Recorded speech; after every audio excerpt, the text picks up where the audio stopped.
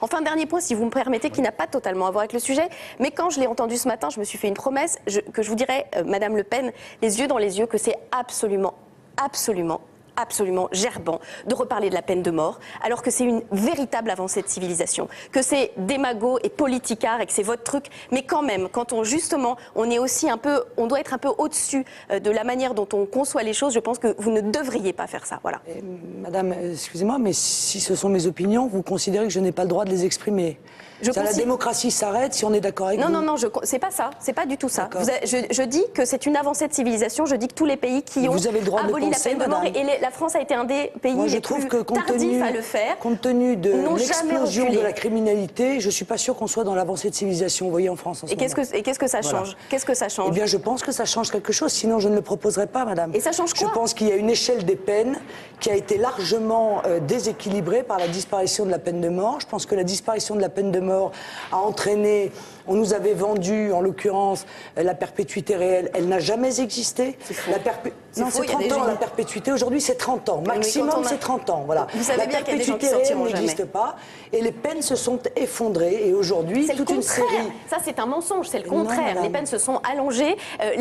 La libération conditionnelle est en recul absolu. On est dans une situation exactement inverse à celle que vous décrivez. Bien sûr. Et c'est pour ça que 82 000 peines, alors parlons-en, puisqu'on saucissonne les débats, mais 82 000 peines de prison de moins d'1 an ne sont pas appliquées. Voilà. Là, il n'y a pas de lien avec la peine de mort. Donc il faut leur couper la tête? C'est pas le problème, c'est qu'à force, si vous voulez... Non, mais la vraie question, là-dessus... mais la vraie question, c'est que La vraie question, c'est est-ce que véritablement c'est raisonnable et sérieux de préconiser...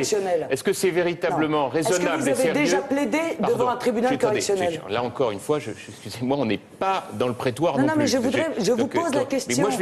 Non, je n'ai pas plaidé devant un tribunal correctionnel. Vous n'avez jamais plaidé devant un tribunal correctionnel? Non, je fais de la médiation en tant qu'avocat. Mais attendez, je vois que vous vous faites plaisir une deuxième fois.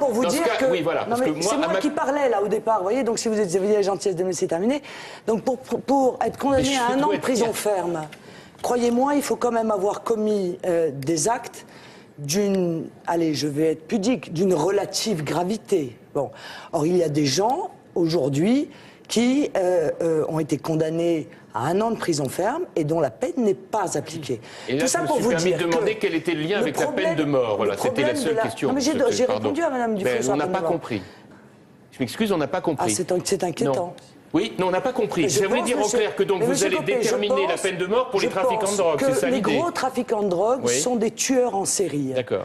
Qu'à ce titre, ils doivent risquer, comme ceux qui commettent les crimes les plus graves à l'égard des crimes de barbarie, de torture, à l'égard de vieilles personnes, d'enfants, ils doivent risquer la peine de mort. Comment vous graduez la peine de mort? Le gamin qui deal à la sortie du lycée, c'est la peine de mort également? De drogue. Et on est gros à partir de quelle taille, Madame Le Pen? Mais monsieur, comment ça se passe? Non, mais c'est juste parce que quand vous prétendez un jour gouverner notre pays, ce serait bien qu'au lieu de donner juste des leçons à tout le monde, comme vous me le faites à moi depuis tout à l'heure, ou à Cécile Duflot, d'ailleurs, je dois dire, on y a eu droit tous les deux. Comment est-ce que vous feriez? Comment ça se passait avant, quand la peine de mort existait? Sous quel régime? Celui de Vichy, juste pour que je sache. Lequel? Le point Godwin. Vous savez ce que c'est, monsieur Copé? Quand on n'a plus d'arguments, on en arrive à la Seconde Guerre mondiale. Vous me demandez sous quelle époque? C'était juste pour savoir. Vous venez de vous décrédibiliser. Ah ben voilà, donc comme ça c'est réglé. Le problème de l'insécurité dans notre pays, c'est un problème des 3 piliers. Police, justice, système pénitentiaire. Nous allons revenir à la police dans un instant. Les 3 sont défaillants. Non mais tout ça pour vous dire que, par exemple, la proposition du président de la République, c'est vrai qu'elle est assez démagogue parce qu'elle s'appuie sur comment dire, la rupture qui existe entre les Français et leurs juges, à cause de faits divers tels que vous venez d'en parler. Mais, vous pourriez pas dire, très honnêtement, quand j'ai entendu le président de la République dire ça, je me suis dit, Marine Le Pen, des citoyens pour encadrer les juges, qu'elle accuse régulièrement de laxisme, ça peut peut-être la satisfaire. J'ai pas encore terminé. En l'état, c'est inapplicable. Ça ne peut être applicable, et ça peut ne pas être une mauvaise idée, hein, mais ça ne peut être applicable que si on met en place des tribunaux pénaux de proximité qui seraient chargés de régler rapidement un grand nombre de délits d'incivilité, qui ne soient pas des gros délits, d'incivilité, de coups et blessures légers, d'insultes à agents, de consommation de drogue, voilà, pour désengorger les tribunaux correctionnels. De surcroît, je vous signale qu'on a pénalisé, oui, mais on n'a pas donné les moyens, c'est ce que je dis, à un moment donné, il y a un équilibre à faire. Il y a 600 000 affaires qui sont jugées chaque année dans les juridictions correctionnelles, et le chiffre est égal depuis des années d'ailleurs. On a pénalisé, je crois, des faits non intentionnels, je pense que c'était une erreur. On est dans la voie de la pénalisation de toutes les actions. Je prends l'exemple du petit maire, vous savez, on en avait parlé de ça, du petit maire qui, il y a le panneau de basket qui tombe, il se retrouve devant le tribunal correctionnel.